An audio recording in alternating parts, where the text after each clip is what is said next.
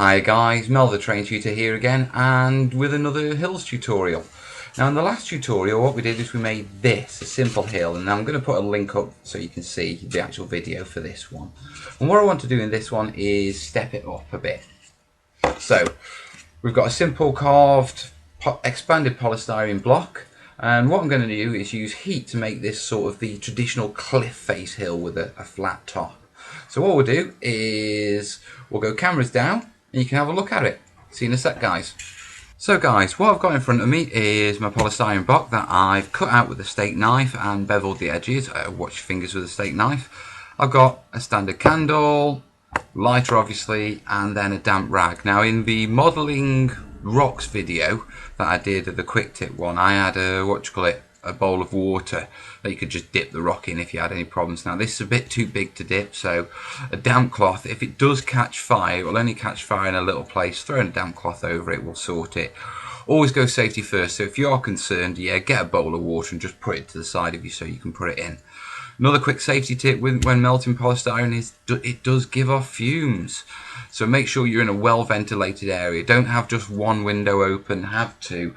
It's actually a cold day here today, which is why I'm wearing a sweat top while I'm actually doing this. Yeah, because I've got the windows open. Otherwise, the voiceover and the wording is going to get quite interesting because I inhale these fumes if I didn't have the windows open.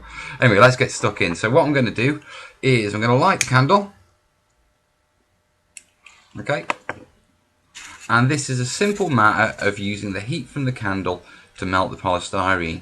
Now, before we go too deep and start getting stuck in, think about the actual candle heat. The radiant heat from the sides isn't much. Okay, it will be more as you go over the top of the candle. So this gets hot, this is tolerable. Now what that means is you can use this heat to make deep melts, and you can use this heat just to smooth edges off. And what I mean by that is if I go over the top and I start melting,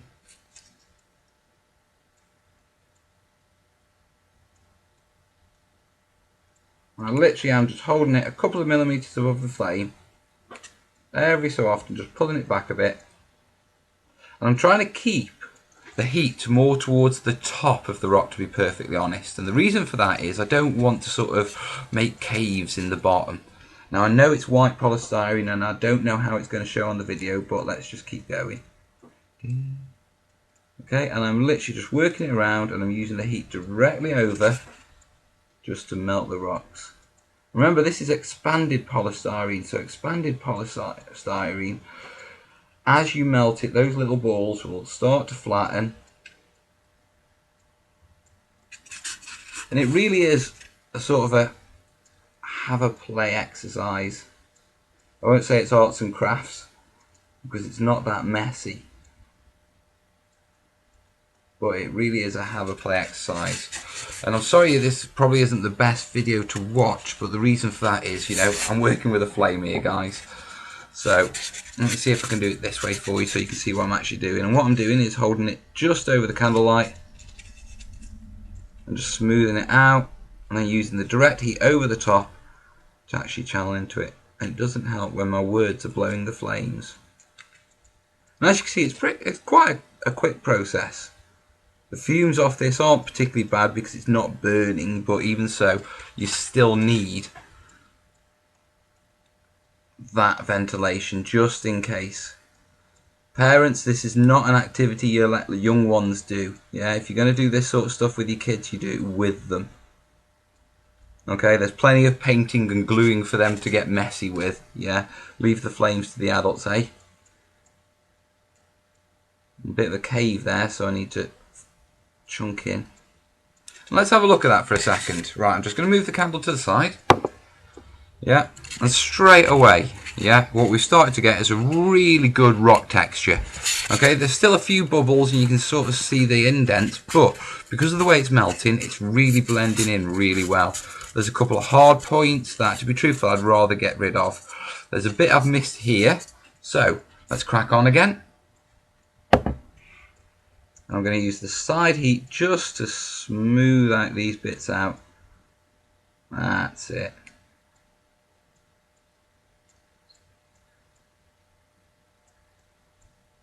Now the other joy doing it this way, and I'll get rid of that bit there.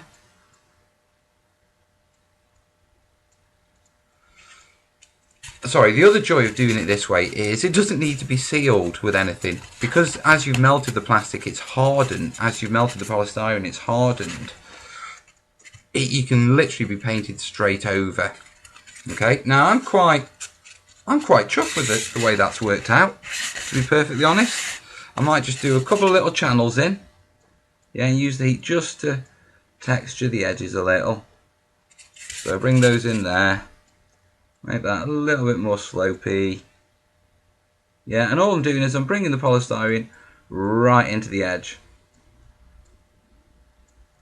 Okay, you'll notice that I'm being really careful and not touching it, because melted polystyrene is like napalm. It sticks to your fingers, which is why you should use a damp cloth to cool it off, because if you blow on it, you're going to send melted hot polystyrene over whatever's in front of you. Now, I'm quite chuffed with how that's worked out, to be perfectly honest.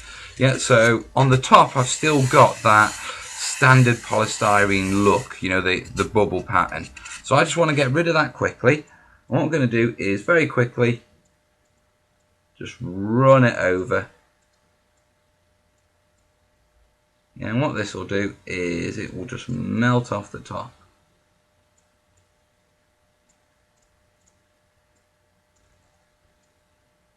Yeah. And there we have it. Now the top is textured. Still got a few of the bubbles, but that'll disappear when it's painted and once we've flocked it up, etc. But that's easily good enough to balance miniatures on. I've only got a paint pot, but as you can see, there's no stability issues with it. Yeah, it's nice height, it's sealed. So what I'm going to do now, I'll just move that candle. Ooh, candle smoke, love that. Is there you have it. And it is really that simple. Now what we'll do is we'll texture the top with some gravel and some foliage. We'll paint the sides, and then we'll come back to it and I'll show you once it's actually decorated up. Now before you start screaming, well, we want to see how you decorate it up, I'm doing a load of videos on that and I'll link them in as soon as it's done, because this is just a quick tutorial on how to make the actual, how to shape the polystyrene, make these simple hills. You know, there's quite a lot of information with putting foliage on, so I don't want to include it in this one, but I'll add a link. It'll be in my videos in the next week or so, guys. Right, I'm going to crack on with this and texture it up, paint it up, and show you what the finished piece looks like, and you can give me your opinion then. See you in a minute, guys. All the best. Right, guys, all I've done since the last watch, since we shaped it, is given it a quick coat of PVA, stuck it down onto some cardboard, and in this case we are talking sugar puffs. Another one of the kids' ones bit the dust.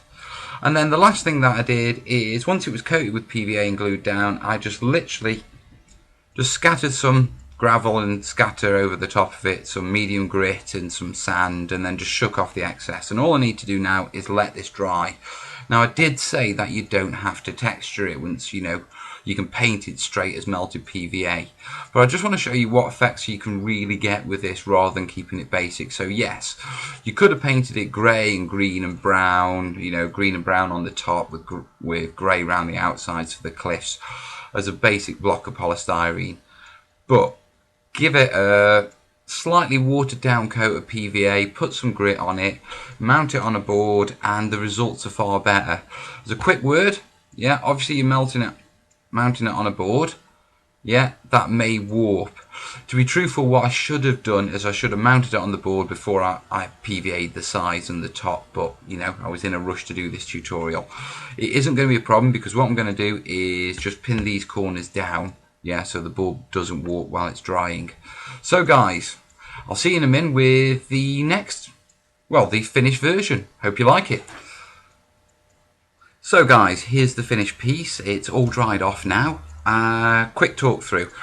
Now, as I said in the previous one, I got a bit carried away, and what I should have done is stuck the cardboard down first before fixing the gravel and applying glue to the side. So I'll quickly talk you through basically taking it from the carved polystyrene to this piece.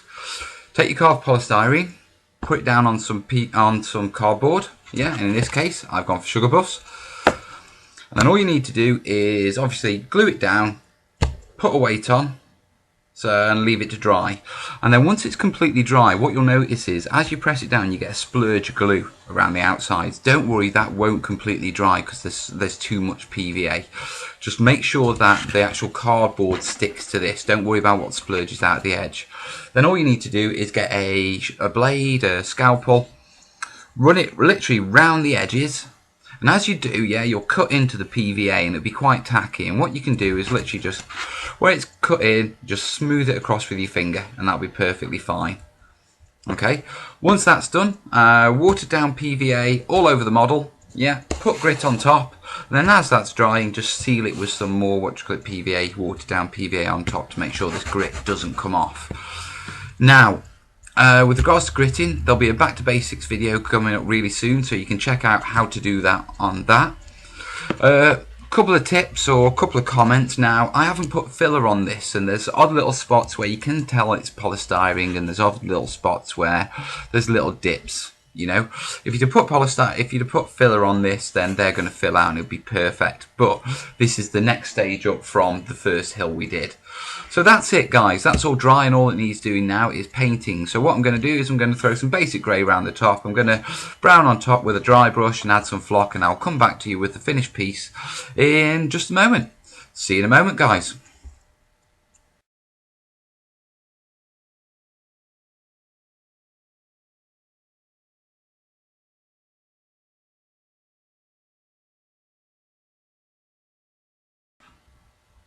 And here we have the finished piece, guys. Now, all I've done is I've given it a quick paint and a quick flock. And what I've used to paint them is these Wilcos, which is like a discount store. And they're just tester pots.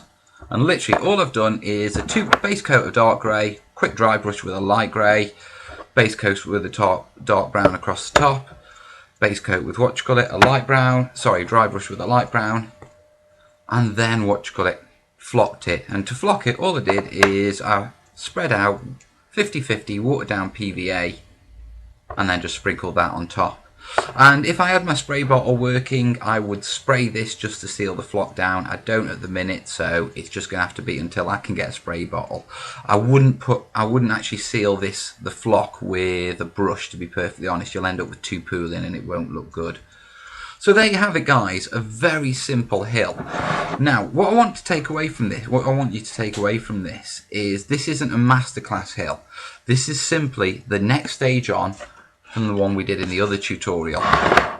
Okay, and compared to the basic papier-mâché and single coat hill, yeah, this is much better, and a collection of these will look great on a gaming table. And remember, we've used no specialist tools. The grit, the flock are what you would have to do your models. Okay, so there's no need to go out and get specialist supplies if you want to build a couple of hills. You can do it with your model supplies. The painting, I wouldn't recommend using your model paints because you'll go through them. Just nip out, spend a couple of pounds and get some tester pots, and most of these are still virtually full. So they're good for an entire table's worth, to be perfectly honest. Yeah, your base coating ones, maybe not. You know, you'll just have to see how you go, water it down. And when you use these, you should water them down, okay?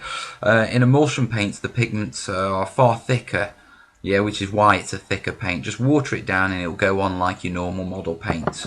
So there you have it, guys. A very simple wargaming hill, yeah? Based on a Sugar Puffs cardboard. The gaps, now those holes that I told you could fill with filler, yeah, if you don't have filler to hand, then it's dead simple. All you do is go to the holes and with a small brush, just fill in the holes with watered down PVA and then sprinkle in some flock, and it just disguises them perfectly and it'll help it blend in with the table. But there you have it, a really cheap, and you can make a set of these for under a tenner, yeah. They're a great project to do with the kids. They're a great project to do with your mates. Obviously, it involves melting, yeah, so there's flames. It involves cutting, so watch the blades. But there you have it. Now I'm going to go quick camera up. Hello, guys. Right, so final hill. I hope you like this tutorial. We've got another one coming up where we'll do more realistic looking hills, okay, and that's the next hill video. In the meantime, you know, You can find me on Facebook, please do, yeah, it's The Terrain Tutor. I'm on Twitter, but I'm not using it yet, but it's The Terrain Tutor, and I've got my own website, theterraintutor.co.uk. Check them out, follow them if you're interested in this sort of stuff, and if you like the video, give it a like so I know I'm on the right track. If you've got anything to add or anything to ask, drop them in the comments, and hopefully if you like the sort of stuff I'm doing, subscribe to the channel. In the meantime, I've got more stuff to do, more hills to build. Have a good day, guys. I'll see you soon. Ta-ra.